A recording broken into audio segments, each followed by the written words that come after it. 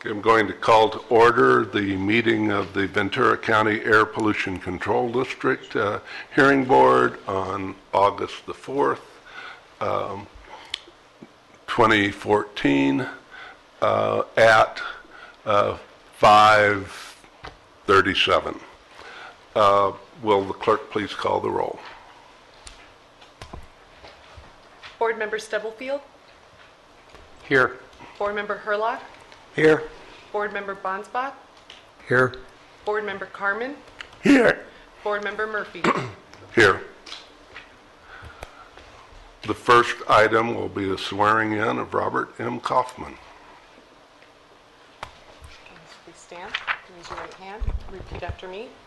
I, your name, I, Robert Carmen, do solemnly affirm that I will support and defend do solemnly affirm that I will support and defend the Constitution of the United States the Constitution of the United States and the Constitution of the State of California and the Constitution of the State of California against all enemies, foreign and domestic, against all enemies, foreign and domestic, that I will bear true faith and allegiance and bear true faith and allegiance to the Constitution of the United States to the Constitution of the United States and the Constitution of the State of California, and the Constitution of the State of California. that I take this obligation freely I take this obligation freely without any mental reservation without any reason, reservation, or purpose of evasion, or purpose of evasion, and that I will well and faithfully and that I will not faithfully discharge the duties discharge the duties upon which I am about to enter. upon which I am about to. Thank you. And will the clerk now administer the affirmation to those giving testimony tonight? And will those giving testimony tonight please rise? Please raise your right hand. Do you solemnly affirm that the testimony you're about to give in the matter now pending before the board will be the truth, the whole truth, and nothing but the truth? Tonight, the board is hearing petition number 854, petition of the Ventura Regional Sanitation District for a short variance from Air Pollution Control District Rule 29C, condition on permits, violation of permit conditions.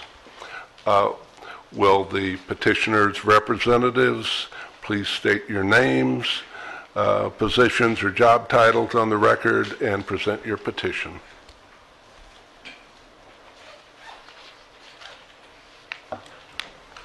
Frank Kiesler, Director of Operations for the Ventura Regional Sanitation District.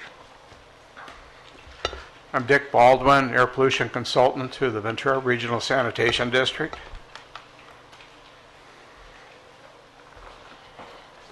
Proceed. Thank you.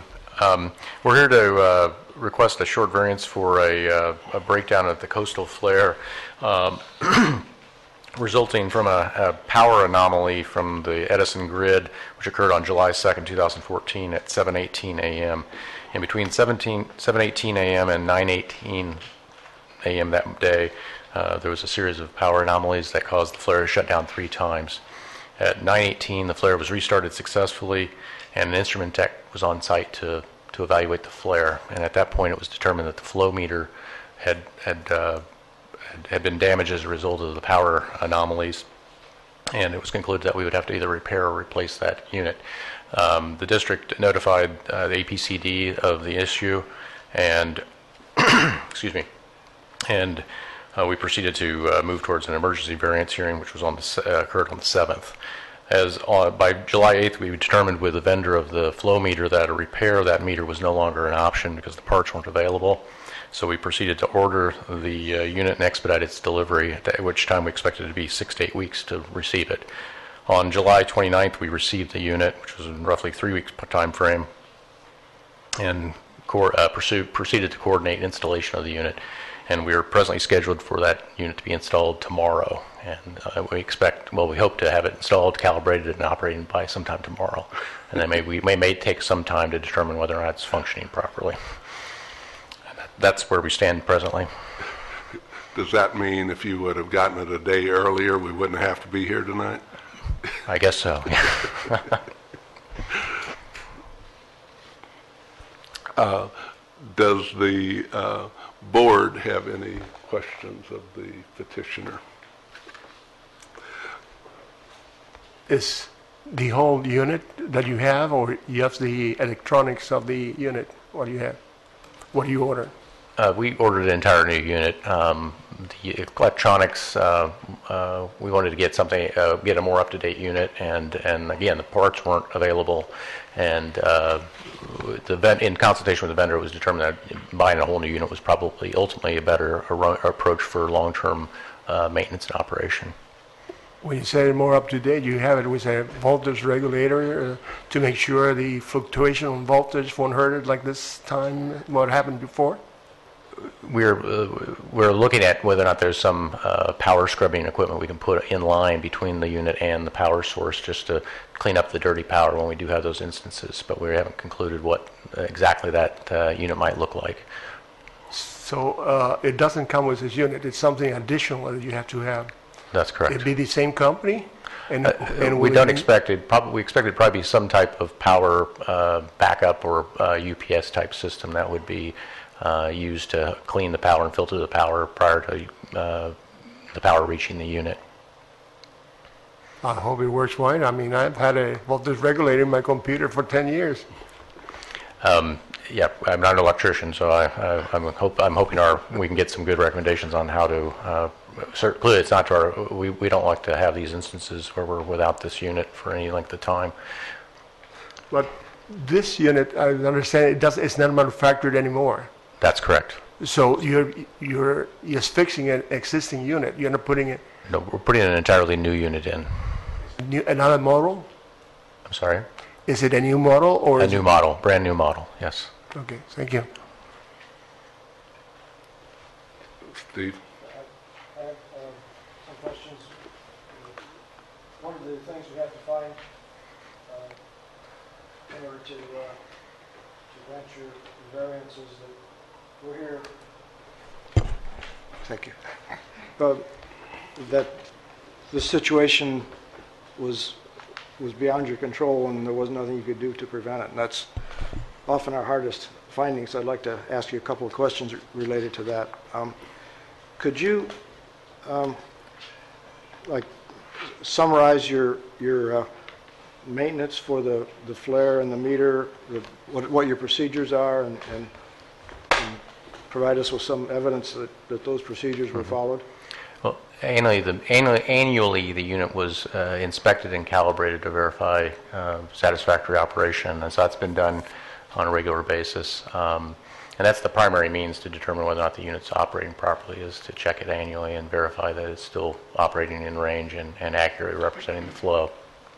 And that's the primary approach to how we ensured that unit was still in operable and proper condition. That's a procedure, a company procedure, or an agency procedure? We were, annually doing that. Yes, that's correct. And your documentation shows that was followed? Yes. What this flare is what, 20-some years old?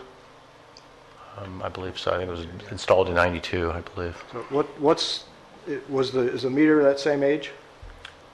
I'm not sure, sir. I'm not sure of the age of the unit, but I believe it was a roughly 20-year-old unit. Do you know what the expected lifetime of the flare or the meter might be? I don't have an estimated time. Again, it was operating reliably, and so we didn't have a need to, I guess, evaluate that further. So. I'm saying things don't last forever, but your procedures don't cover the replacing something that's aged out, I presume. Is that correct? Yeah, we don't have, I guess, an established time frame to replace all the hardware. That's correct. One of the things you indicate is that the amount that you're burning is dropped off over the years. In your petition, as well as in the draft that we're looking at here, talks about a significant reduction. Is there any way to quantify that? Over time, there's been a reduction. At one point, there were 2 flares permitted for 1,500 SCFM. Presently, we're running one flare, which over the last couple of years has run roughly at 700 to 800 SCFM. I believe you're asking a question about the drop-off of the total gas that's managed through the flare Yes. presently. And so since those were both flares were installed in 92 with the anticipation it to be 3,000 SCFM to manage. At that point, when the flares were installed, there was a electrical generation operation on site that took most of the gas, and then once that operation ceased in 2010, then the flares became the primary mode of gas management. At which point, only I believe the flow was in that 1,000 SCFM. I'm not exactly sure on that, but it wasn't enough to keep both flares running at that time. So you're something like a third of what you were to. Yes, sir.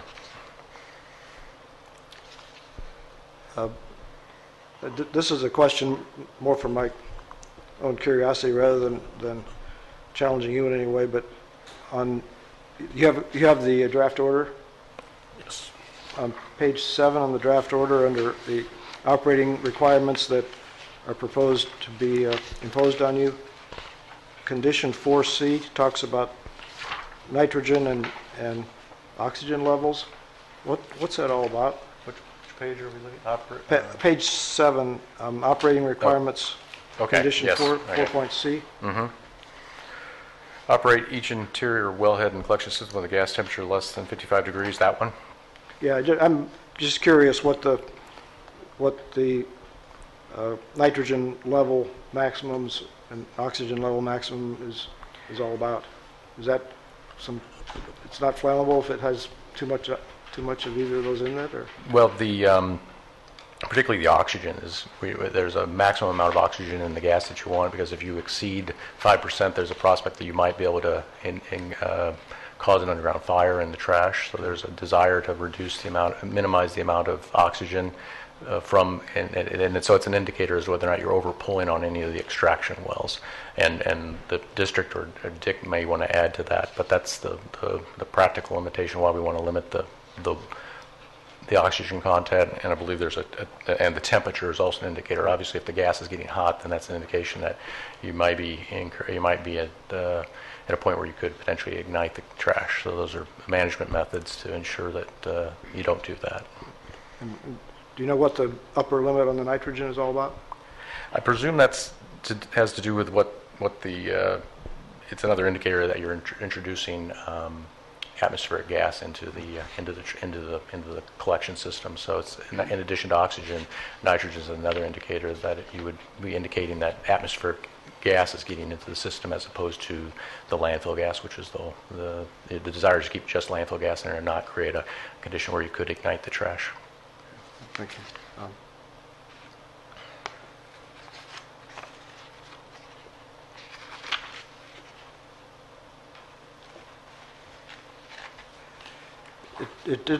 This item doesn't show up in the draft, but it shows up in your petition on page 9. Do you happen to have the petition there in front of you? The page 9 of the petition? Your petition for the variance. I can read it to you if you don't have it handy. I got it here, I believe. Is it item 4 or 5?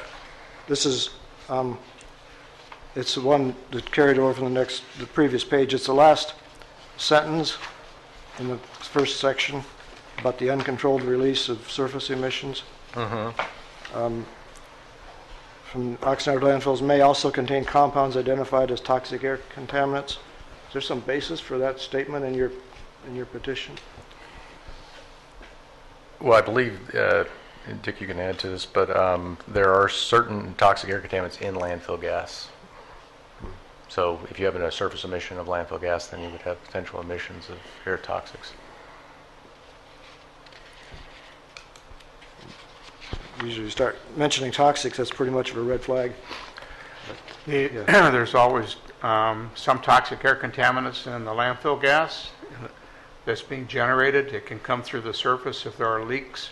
It can also be in the flare where it has to be destroyed. And on a 4-year basis, the state requires testing for toxic air contaminants.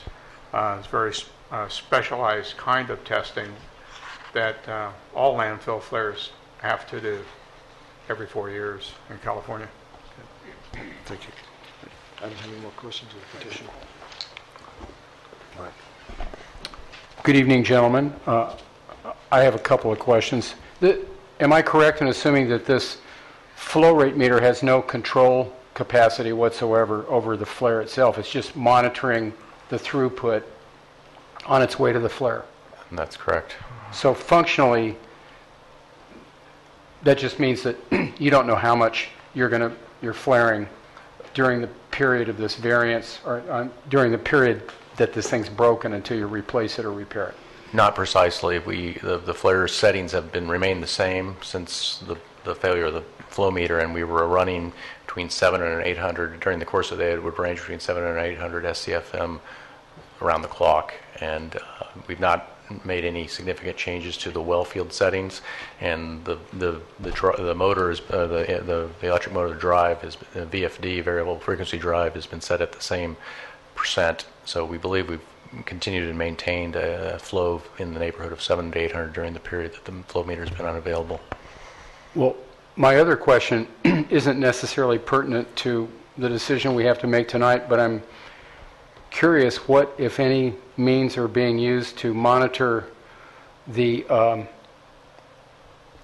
byproduct of the flaring. In other words, it's being broken down into various constituents, some of which are harmless, some of which might still be harmful, if I understood Dick correctly.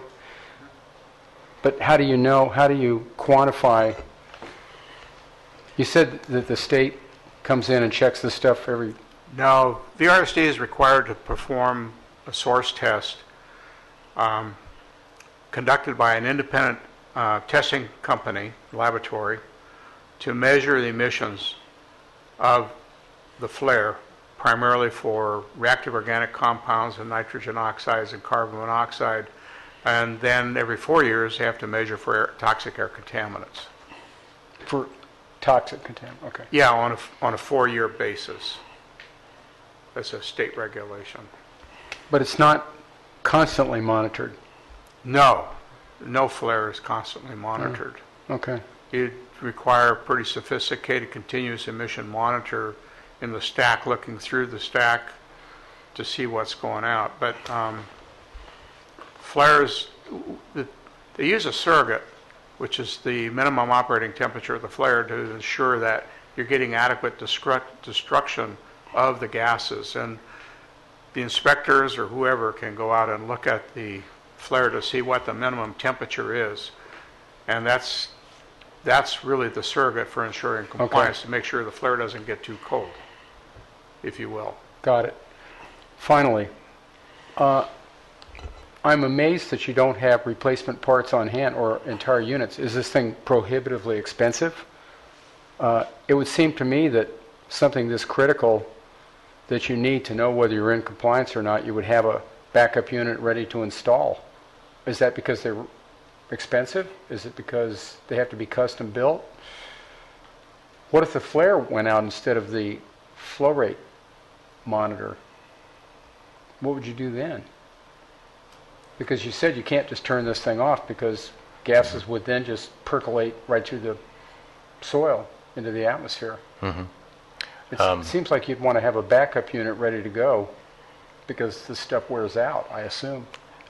I think in the perfect world we'd have everything redundant, and I don't disagree that it would be nice and good to have a backup of everything. Again, we tested this thing annually and verified its reliability, and off the top of my head I don't recall what the cost of the unit is, but yeah, to the extent that I'm not sure what we would decide, what we should have redundancy on and what we shouldn't. So I can't disagree with the logic, but at the same time I'm not sure if that it's practical to have a copy of everything on the shelf. Thank you. It's important to keep in mind that the flow meter has nothing to do with the operation of the flare. The flow Right. meter Got is it. simply used to meter the amount of gas being pulled to the flare to be combusted. Understood. And its primary use is to see what your annual emissions are. It's more of an emission inventory tracking thing than figuring out whether or not you're in compliance with an emission limit through But isn't the it, flare. excuse me, isn't it monitoring before the stuff is flared? How does it monitor the emissions if it's monitoring it before it's been flared? No, the flow meter just measures the volume of gas coming in Right. from the landfill to the flare. That's all it's doing. Right. Has nothing to do with measuring emissions. Nothing. The emissions are measured in the stack, the outlet, if you will. Oh, they are of the being flare. monitored in real time? No. Only I thought every I'd 4 answer years? that. Only periodically as required by the Air Pollution Control District for criteria pollutants, and for every 4 years for toxic air contaminants is required by the state. That's standard operating procedure for landfill gas flares in California. Like I said, that's not really pertinent to what we have to decide. I was just curious. We certainly don't monitor the emissions on automobiles and trucks that way. It's in real time, every time you turn it on, the whole time it's running on modern vehicles. So that seems kind of odd to me that they would do it every 4 years rather than just having sensors monitoring the output of the flare all the time. There are very few stationary sources whose emissions are measured on a continuous basis year-round. Yeah. Power plants primarily. Power plants, some chemical plants, some refineries, operations. Most are not measured with continuous emission monitors on a continuous basis.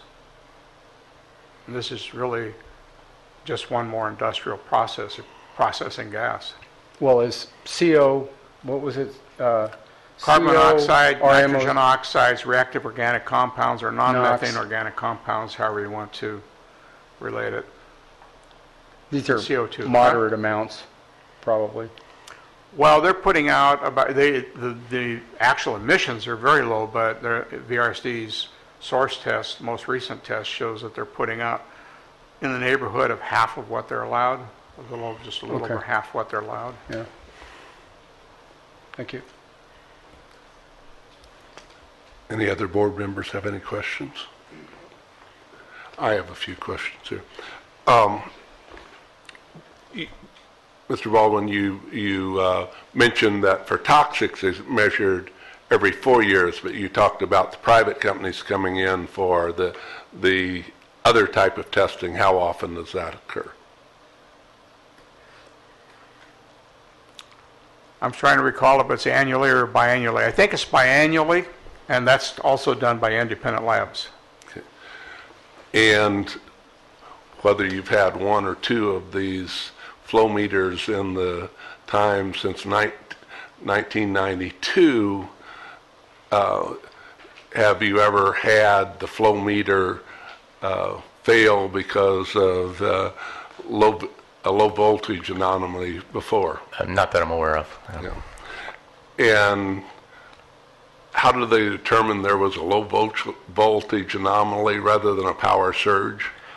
That was the instrument technician who actually evaluated the unit, and the same company that we're buying the new unit from. They're the ones who evaluated the condition of the existing unit. And just like there for our computers, our devices that deal with power surges, are there devices that deal with that protect against low voltage anomalies? That's what we're looking at, is there would be something of a power backup type of arrangement potentially that would sit between the electrical service and this unit that would then scrub the power, and if there's a low voltage that it could pick up and keep the minimum voltage to the unit to protect it. And that's what we're looking at presently. You say you're looking at it. Are they out there to purchase? That's what we're waiting for the vendor to tell us what they think will work the best with this unit that we're installing. So it's our intention, if we get a recommendation from the vendor that will protect the unit, that we'll proceed with that.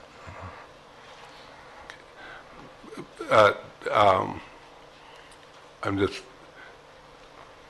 it's been a month now at least, and you still haven't gotten an answer from the vendor that yes, there is something out there that can that we can get something that will prevent this from happening in the future. I don't know that they've actually done much of these things as far as, I'm not sure how many other people have installed these, but we've asked them to give us a recommendation. We also have our electrician looking at it as well to figure out what would be the most thoughtful way to approach it, because again, we don't want to have this experience again if at all possible. And I would guess that power is getting, probably going to be more power issues as time goes on as opposed to fewer. Anybody else, does the board members have any other questions, Steve? Yeah, one of Mr. Murphy's questions prompts me to ask another one. Make sure I understand.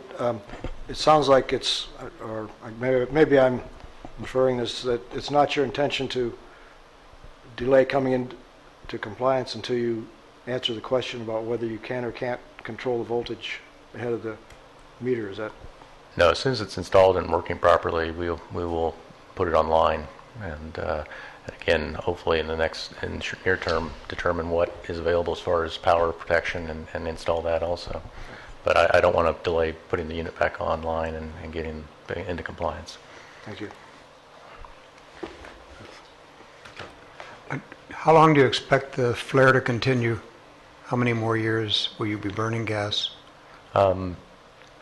As it stands present with the flows that we have and the slow decrease in flows that we're experiencing as the landfills die off and we get a little less gas each year, at this point, our consultant is estimating we probably have 5 years with the unit, 5 to 7 years, I believe, with the unit as it's presently configured.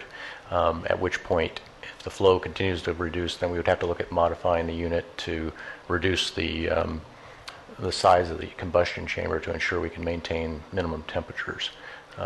Did the vendor give you a serviceable lifetime on that new flow meter that you're putting in? I think it's a reasonable question we have to ask and determine when, to the point of should we have an extra on the shelf at some point in time. So our expectation is that we got at least a good couple of years with it, and I think we need to, again, have a conversation with the vendor on what the prudent approach is on backup. But this first one lasted a number of years, and we would hope to get the same performance. But given our experience here, and certainly the acknowledgement that it'd be best to have some redundancy, I think we should look at that. That's like Ralph's stories, things that aren't there anymore. Quality's not there anymore, so. Yeah, I can't argue with that. Thanks. Any further questions of the board? Does the district have any question of the petitioners? Does the board have any questions of the district staff? Sorry. There were a couple of minor changes that we needed to make to the draft order. I guess I should bring those up now. On the, excuse me, on page 2 at the top, the name Mark Potter, Technical Services Supervisor, should be removed. We had expected that Mark Potter would also be here for VRSD, and he isn't there, so that would need to be removed. On page 3 of the draft order, the first paragraph, we reference about halfway through that paragraph. It says the flare reduces the collected NMOC to a level specified by Oxnard Landfill's Federal Operating Permit 01399, attachment 7417.1 in 3, condition 4, and that's actually the NMOC, that's the non-methane organics, is actually condition 2. Actually has I think it's 98% destruction efficiency. So we change the 4 to a 2.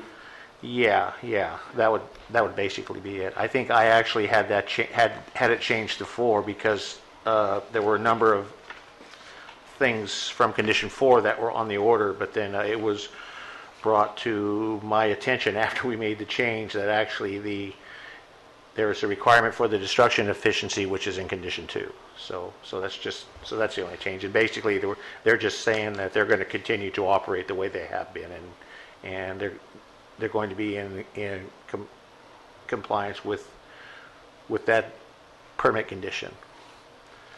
And then the last thing is on page 7.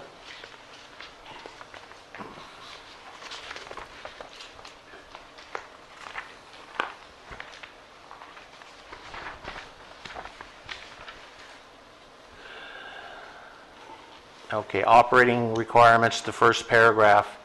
Right now, it says BRSD will continue to comply with the requirements specified by Oxnard Landfill's Federal Operating Permit 1399 Attachment 74.17.1 N3, Condition 4. It should say Condition 2 and Condition 4. And that's just making sure that we're referencing that it needs to continue operating with the NMOC destruction requirements, and I believe those are the only changes. So we're just clarifying that they need to also continue operating so that they will meet condition 2. Thank you. I believe we have questions from the board members for the district. Steve? Yes. One of them was partially answered by Mr. Searcy's 98% destruction efficiency, at least in part. In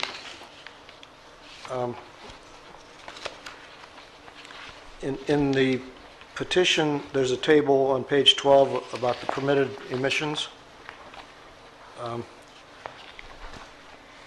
And my question is, do those permitted emissions reflect 98% destruction efficiency of the flow that this whole, when this permit was first issued, or and if so, should it be adjusted for the current 1/3 or less flow? It seems like unfortunately, I don't issue permits. It's probably based on some number. It's probably not a real current number, so the actual emissions are going to be quite a bit less than that. Let me see if I can find it in here. I actually brought the permit, but as you can see, there's kind of a lot to look through. Right. My point, and this really isn't relevant to our decision tonight, but I think that the district's inventory is probably a compilation of all the permitted flows. And if that's the case, it's an opportunity to reduce the emission with a stroke of the pen by changing this permit, if that's not a big deal, to reflect their current emissions based on their current flow and their 98% destruction efficiency. The permitted emissions are generally, at least for the annual numbers for the tons per year, those are based on the permitted throughput. In other words, how much cubic feet of gas. I believe in this case it's actually a BTU number, because landfill gas tends to have BTU value, tends to vary quite a bit. For that number to be changed, VRSD would have to submit an application to us. That's not something that we can just go in and reduce and change. Okay. It doesn't affect what really gets emitted into our air, but it's just an opportunity to reduce the county's inventory on paper, which seems like a good thing to try to do. Yeah. When the planning division, they actually do the inventories. They look at actuals. There's a whole process that they have where they send out forms to a number of the various permitted facilities asking for what were your actual throughputs, what was your actual fuel use. I don't believe that the permitted emissions are used for purposes of the emission inventory. They try to get it based on actuals as closely as possible. If we use permitted emissions, it would look a lot worse, because, for instance, we have a couple of power plants that have huge permitted emissions, but they don't operate quite a bit of the time, and their actual emissions are just a fraction of what they're allowed. Okay. One other question, and it sounds like in a day or two or three, the new flow meter may be installed in the line. I don't know what the piping at the facility looks like, but can that happen within the existing permit? If it's required to shut down the flare to install the flow meter, or does it have a bypass? Yes, they are allowed to shut the flare down, actually for up to 5 days for maintenance. It's startup, shutdown, and malfunction plan. It actually allows for them to shut the flare off for a certain number of days. Anything over 5 days, though, is a problem, but theoretically, it shouldn't take.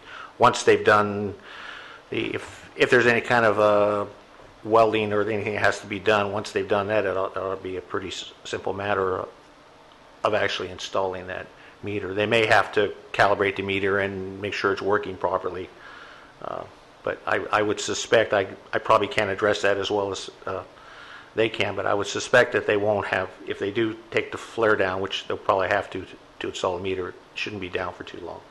Okay. Thank you. It certainly wouldn't be anywhere close to 5 days. Thank you. Mike?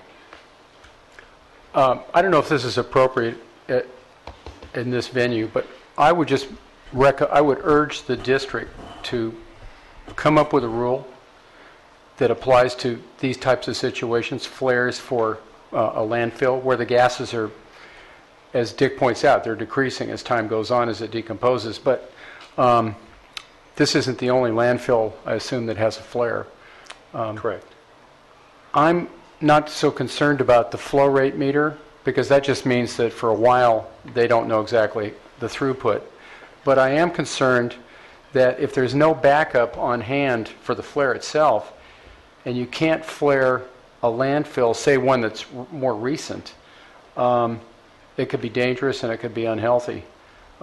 It seems like the wise thing to do would be to have one on hand.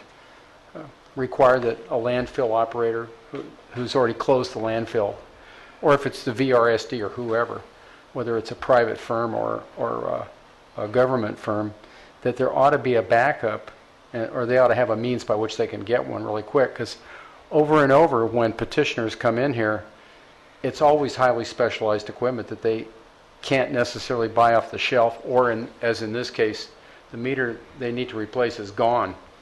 It's now a vintage relic, and so they have to get a new one, which could cause some problems in the installation because it may not install exactly the same way, and so on. But I'm more concerned about the flare itself, because I would think the flare is the part that's more likely to wear out just because it's hot all the time, and it's running 24/7. So I would urge the district to maybe take that up with the board and suggest that there be a rule change where that kind of thing doesn't happen.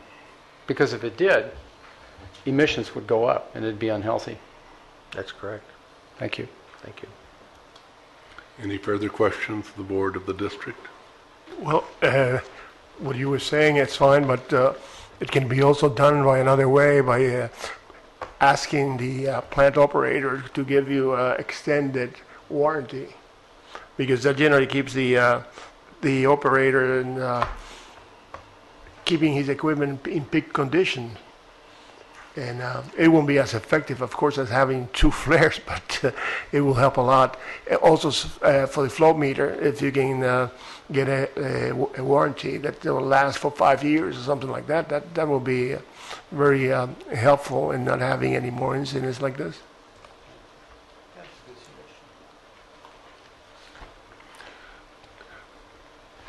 Any more questions for the board of the district? We have one member in the audience. Any questions? No. Okay. Therefore, I'll close the hearing now. Is there any discussion of the board on this matter that you'd like to discuss between ourselves? I'm feeling that it's inclined toward granting this variance myself, but I'd like to do so with a message to the petitioner, that especially with regard to finding number 2, to be under control, that at least within the memory of this board, if they show up again without having a spare on hand, it's going to be much more difficult for us to find finding number 2, which is always hard anyway. Or if they don't have if they haven't found something that controls the low voltage situation that causes the problem. As Mr. Stubblefield pointed out, I think all of us are more concerned about the flare itself. Yeah. It's very difficult to find that it's beyond their control if that flare goes. At least if there are enough of us here to remember. Any further discussion? Do we have a motion? I'll make a motion that the hearing board approve this, the petitioner's request for this variance. As amended by the As amended district. by the district, yeah. Second the motion. I'll second the motion. Okay. Call the roll. Board Member Stubblefield, Yes. Board Member Herlock, Yes. Board Member Bonsbach, Yes. Board Member Carmen, Yes. Board Member Murphy. Yes.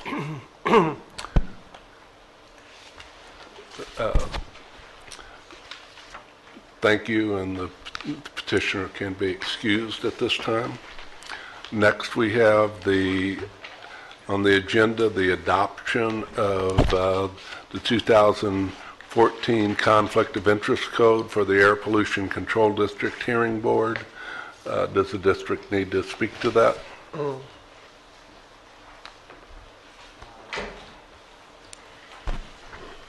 Honestly, I don't really know a whole heck of a lot about it. I know the clerk said that it needs to be adopted by the Air Pollution Control District Hearing Board, and then I believe from there it goes to the Air Pollution Control Board and then to the County Board of Supervisors. I'm sorry. Actually, what happens is the Political Reform Act requires your board to adopt the Conflict of Interest Code every 2 years, being on an even number year. And what this does is discloses the category in which you would file your yearly Form 700. Once your board adopts it, we submit it to the Board of Supervisors, who is your reviewing body, and they will formally approve your Conflict of Interest Code.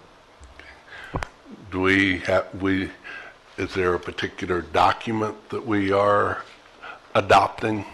That was distributed. You should have received a copy of that with your meeting materials packet. Okay. So each of us have received that, and will somebody move to adopt the 2014 Conflict of Interest Code? I move we adopt the Conflict of Interest Code, which includes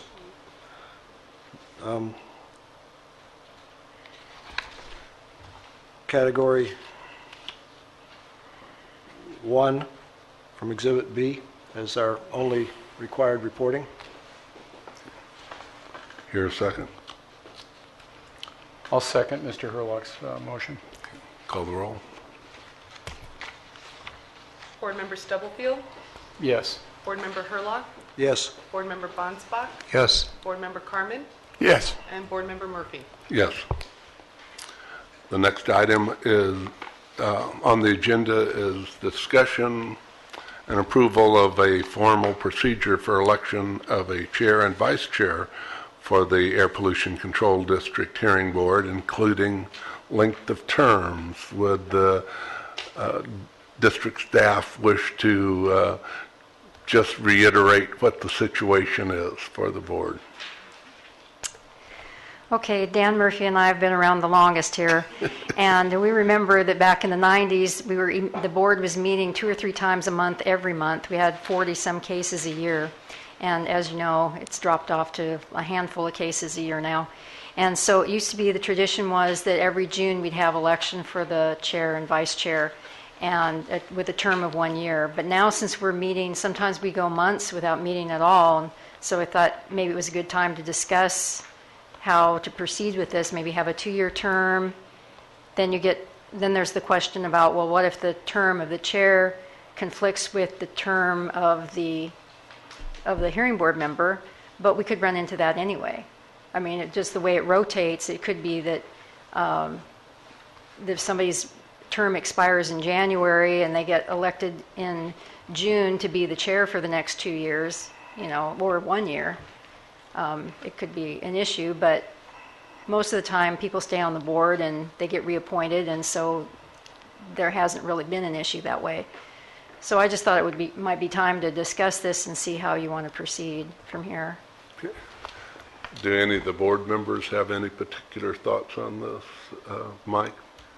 Well, I agree with her comments.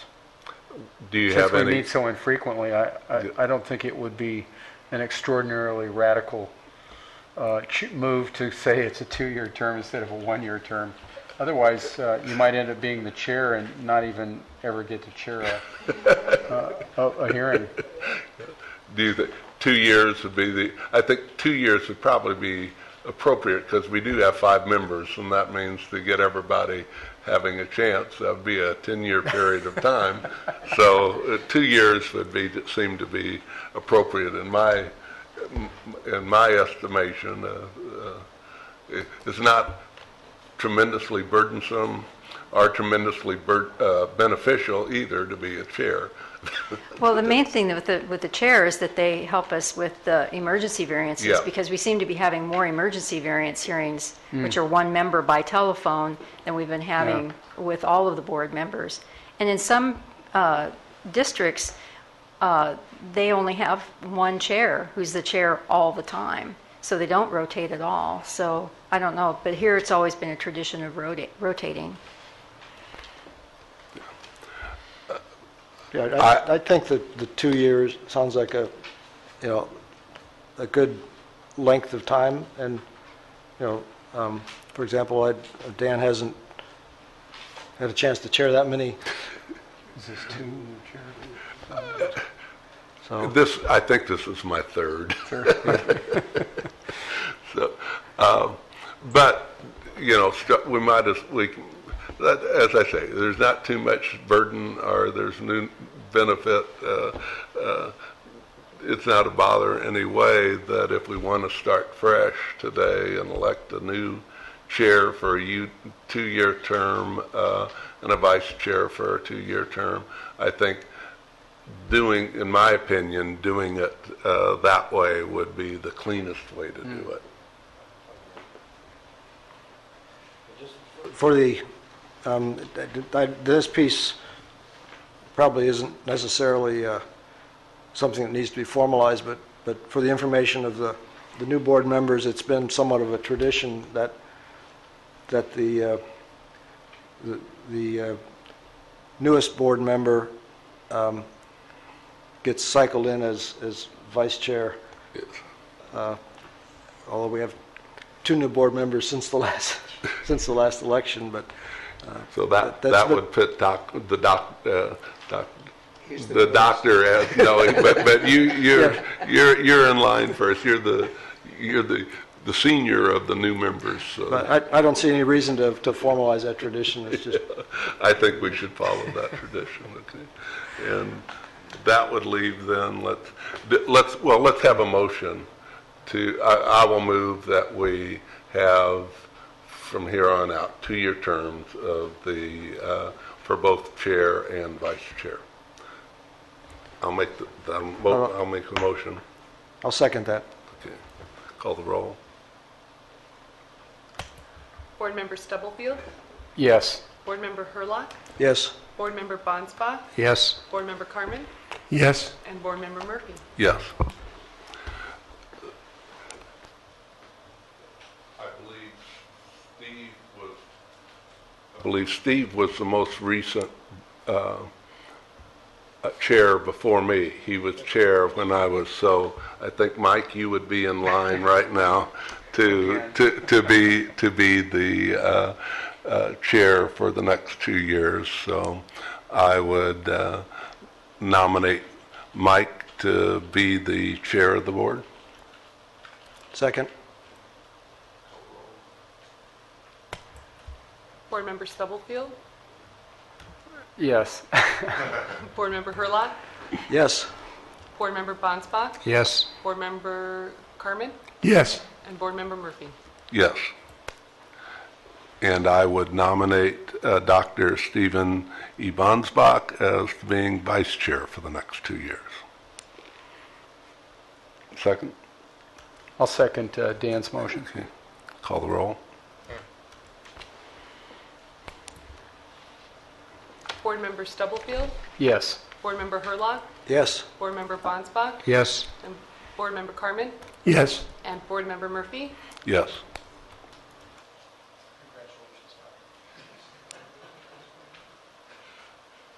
Do you want me to conclude this particular? Do we have any public comments? Do we have any further board comments? I declare this hearing, this meeting of the board adjourned. Thank you all.